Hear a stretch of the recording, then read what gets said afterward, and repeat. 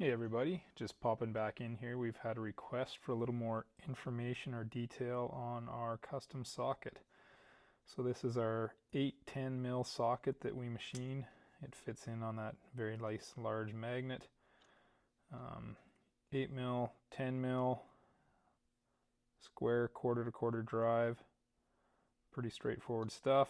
It lives right beside the quarter to quarter adapter. So you want it 8 mil mode, pop it in, there it is.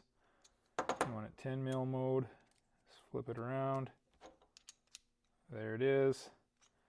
Use it with the extension if you want to get a little more grip on things to get after it, but same thing, just flop it around. There you go. When you're done with it, just put everything away. Big magnet, not going anywhere. Pretty simple.